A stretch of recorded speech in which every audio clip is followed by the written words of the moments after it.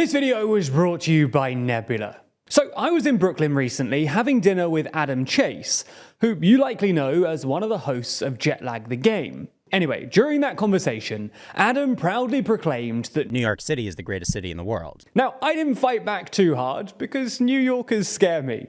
But there's one part that we did agree on, that the worst part of New York is Times Square. And the worst part of Times Square is the M&M World. Which made me think, the M&M World in London, the best city in the world, is in Leicester Square, which is also the worst part of London. So my question to Adam was, which comes first, the M&M World or the terrible part of the city? Now, this dumb question took me down a whole bunch of weird rabbit holes. We finally got there, you ready? The M&M Store, baby! Led Adam to monologue about the history of Times Square, and ended with me asking the question, why is M&M World literally hell on earth? To establish which part comes first, the terrible part of the city or the M&M World, we probably need to run through both halves of the question. M&Ms and Times Square.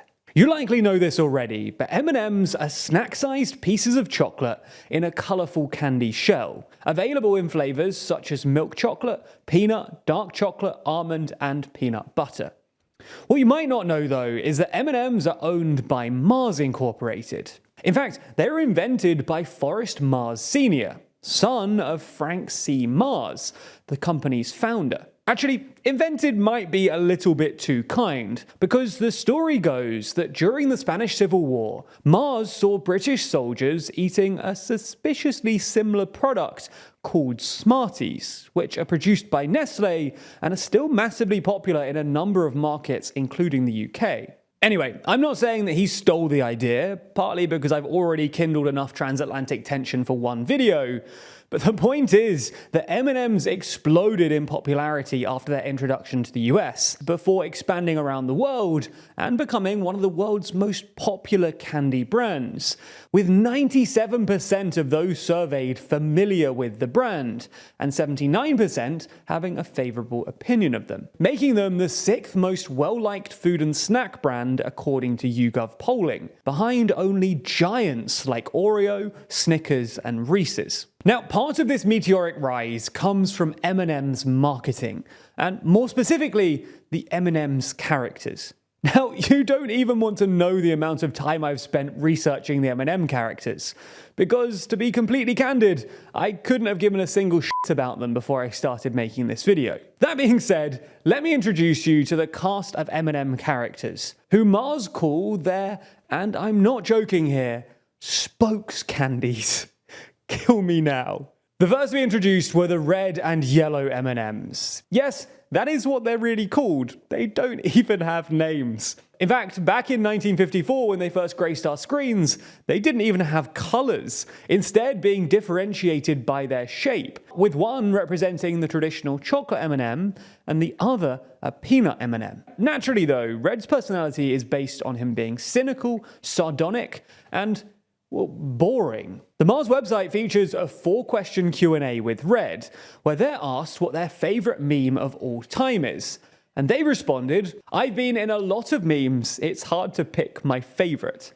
Yes, Mars made up this conversation and they wrote it to be this boring. And this is their main character. Things don't get much better for our friend Yellow, who's generally perceived as being more happy and gullible than Red, with him answering the question, if you could pick any other career besides being a spokes candy, what would it be, with ghostwriter. I love scary stories. I mean, at least that's a passable joke, Mars. At least you're kind of trying. Now, blue is supposedly the cool one, although there's almost literally no evidence to back that up. Green is the seductive one, apparently because in the 70s, people thought that M&Ms were aphrodisiacs. No, really. And that sexiness is exactly why the green M&M initially wore high heels, before Mars unbelievably and controversially swapped this iconic sex symbol's footwear. The green M&M, you will notice, is no longer wearing sexy boots. Now she's wearing sensible sneakers, because leading women do not wear sexy boots. Leading women wear frumpy shoes. The frumpier, the better. That's the rule.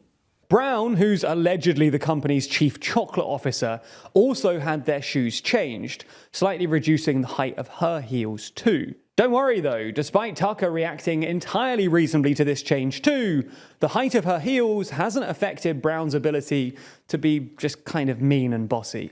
Likely as a result of this traumatic work environment, we find Orange, our neurotic and paranoid M&M, who spends the entirety of their Q&A absolutely terrified for their job, and honestly their life too, which as a sentient chocolate isn't all that unreasonable to be fair.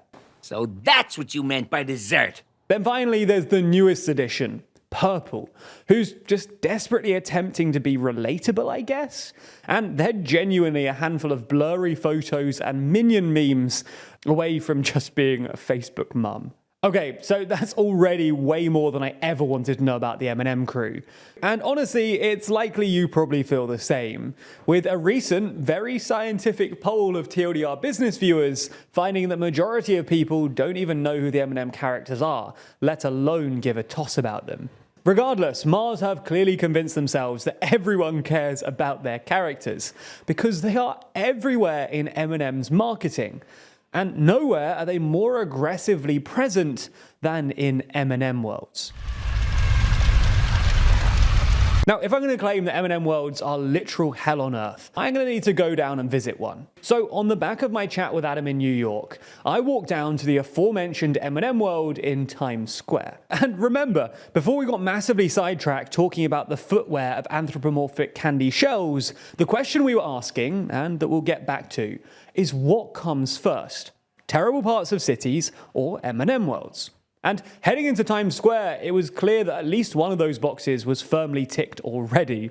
This is truly the worst part of New York, and it's not even close. Regardless, as I ventured deeper into the hellscape of Times Square, Satan himself reared his head over the throng of terrible tourists. My destiny was in sight. Now, before we go inside, it's worth remembering what M&Ms were. They're snack-sized pieces of chocolate in a colourful candy shell, available in flavours such as milk chocolate, peanut, dark chocolate, almond, and peanut butter. Now, admittedly, this official description does downplay the M&M range a little, with this website claiming that there's at least 60 variants of M&Ms, including espresso, candy corn, and Mexican jalapeno peanut. Regardless though, this store in New York has 3 floors. That's a lot of space for some candy. Now, admittedly, some of this space is filled with their famous and actually kind of cool M&M wall, featuring a wide array of different colours and flavours. Even this only takes up part of one floor. What's in the rest of M&M World? F***ing bullshit. That's what. Because remember those characters that we struggled to give a shit about earlier? They're everywhere. Name any single product you could slap a logo onto, and they're selling it. Want boxers covered in M&Ms? They've got it. Want a t-shirt with your favorite M&M on it? Absolutely. I mean, we all know that I'm a bit of a red, so how can I resist? Or want to cuddle up with your favorite M&M? We all know you have one, don't be silly. We all have a favorite M&M that we want to cuddle up with. And the good news is that they've got so much spare square footage in this store that they've got not 1, not 2, not 3, but 4 separate sections in the Times Square store where you can pick up M&M cushions. It's also hard to explain quite how terrible this store smells. The whole shop smells sickly sweet, and not even of M&Ms, just of general sweetness. And what makes it worse is this is a smell that they surely chose. There's no M&Ms being made in the middle of Manhattan.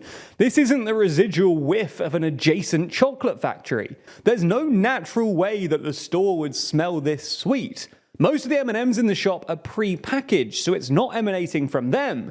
And regardless, the M&M merch to actual M&M ratio is like 20:1, so it's hard to imagine that they could be throwing off any kind of odor. As such, the only reasonable thing to assume here is that they chose this smell, and that they're actively pumping it into the room like some horrifying Candy Airwick 3-volution. Now, admittedly, I was lucky to visit at a seemingly quiet time, because the horror of this living hell capitalist fever dream likely only escalates when it's busy. And to be honest, I probably could have done with it being a little bit busier, because the staff clearly spotted the guy going round filming everything and firmly asked me to leave. I mean, I don't know why. This has been a perfectly fair, reasonable, and necessary piece. Anyway, now we all know more about the M&M stores and the M&M characters, although I'm sure given that they're household names worthy of a 3-story shop effigy, you already knew that. It's worth coming back to the core question. Why are M&M worlds always in the worst parts of cities?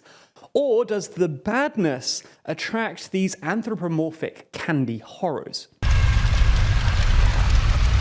So, thus far, I've made the case that the New York and London stores, in Times Square and Leicester Square respectively, are in the worst parts of their cities. And I feel like at this point I don't really need to justify that statement. I'm not really that worried about people arguing about this in the comments, because I honestly struggle to believe that anyone who genuinely loves Leicester Square has the intellect or attention span to make it this long into a video, even a stupid one about colourful idiots. But there are other M&M worlds around though. There's one in the Mega Mall, Mall of America, which I've never been to, but I'm happy to say is surely terrible. There's one in Las Vegas, which is indeed the worst part of Las Vegas. There's also one in Disney Springs, which I have been to recently. And to be fair, it's not in the best part of Disney Springs. And Disney Springs is surely the worst part of Disney's Orlando-based offerings. It's not Walt Disney Studios bad, but it's certainly not great either. There's then the Berlin one, which is on the Kurfürstendamm, which isn't the absolute worst, but it is worryingly near the other red flag of tourism, the Hard Rock Cafe. Then finally, there's one in Shanghai, located in a shopping mall which was apparently specifically designed for tourists. Now, I've not been, and the budget of this video doesn't extend any further than I pushed it already, but it's probably fair to say that the tourist mall isn't the best part of the city. So, with this thesis very lightly tested and only slightly validated, I now feel confident to say each of these locations does verifiably suck. So, let's head back to New York, both to Times Square and my dinner with Adam. Because it was there that Adam filled me in on the history of Times Square, which goes some way to answering the question, what came first, the M&M world or the bad parts of the city? All right, let's talk about Times Square. The great city of New York, which, as many people may know, is the greatest city in the world, is a grid system. Except that sometimes it's not a grid system because there are weird little roads that curve up all the way through the island. And one of those is Broadway, which is on the island of Manhattan because it used to be like the biggest road back before the island of Manhattan really had roads and stuff. It was like a trade route for the Native Americans. Anyway, point is that we end up with a bunch of little, like, squarey or triangle-y guys, and then you have to figure out what to do with them. And one of those little squarey triangle-y guys was called Longacre Square, and it was a very popular area for like carriage horses and stuff. And then in I want to say 03, but around then, the New York Times thought it would be a cool idea to build a big building there and make their headquarters be in Longacre Square. And so they did that, and then it opened in, I want to say 1903 or 1904, and then everybody started calling it Times Square. And then that year in 1904, the guy that was in charge of the New York Times thought it would be fun to have a big New Year's party, and they had fireworks, and everybody thought that that was cool. But then the city of New York said, you can't have fireworks there. And then they said, okay, instead we're going to drop a big old ball from the top of our building. And so they did that, and people said, we think this is cool. So like over time, Times Square just sort of like got built up as an increasingly popular place, especially after World War I. And it sort of just became like a cultural mecca. Like a lot of theaters were built there, a lot of restaurants and hotels were built there. It was just like a very popular area. In 1928, the New York Times installed on their building something called the Zipper, which was like a giant thing made of a bunch of LED light bulbs that, like, you know, like the bottom of like a news scroll? It's like that, but on a giant building. And that's where you get like the famous, you know, picture of like when V-Day was announced in New York and the guy kisses the woman and leans her over, which actually she didn't consent to, so it wasn't awesome that he did that. The point is, Times Square, very popular. A lot of people in Times Square hanging out, having a great time. But then what happens? Whoops, the Great Depression. The Great Depression was not good. And one thing that it did was it made it so that like all of the nice, cool stuff that was in Times Square just sort of really started suffering. Like people weren't going to the theaters and the nice restaurants and etc. Then then in World War II, it was also like things were getting worse because there were all these blackouts in New York that like you couldn't have all of these like bright lights in Times Square because they were worried that then you would like see the silhouettes of people. Over time, basically, Times Square is on the downturn. And it's not to say that it like completely loses itself. Like, again, like, you know, V-Day is 1945. That's after the Great Depression. That's, you know, into World War II. It still has some level of cultural relevance, but it's sort of on the decline. Then we get into sort of like the 50s and then especially the 60s. And the 60s are the period where Times Square starts being called every news publication's favorite word for Times Square, which is seedy. People love talking about the seedy period of Times Square in every single article, and hopefully we can pop them up. Like every article about Times Square in the 60s and 70s, there's a boat going by. I don't know if that's gonna mess with our audio. Hello. Anyway, in the 60s and 70s, Times Square becomes seedy Times Square. All of the theaters that used to be like these fancy, nice theaters, like decide to show porn. Because that is a way that like a theater can make more money from people who aren't like spending money on like big like fancy plays and stuff to go to. So basically like lots of the theaters become like peep shows. They're showing a lot of pornography. There's a lot of like solicitation by both men and women happening in the area. That's like Midnight Cowboys era Times Square. Midnight Cowboys is like a very famous Martin Scorsese movie about a male sex worker in Times Square. It's like very representative of like the seedy Times Square. Also, at this time, crime is going up in New York City, like, you know, the crime wave in New York City and also in America in general with like, you know, the 80s and then the 90s, it gets bad. Like in Times Square, I believe was like the most crime of any area in New York. Anyway, this is the Times Square that rules so hard and is awesome. It's full of peep shows and giant neon signs, but cool ones for stuff like cigarettes. And there's awesome movies made about it. It's cool and fun and representative of like a smoky, seedy New York that was captured again in such wonderful films as Midnight Cowboy.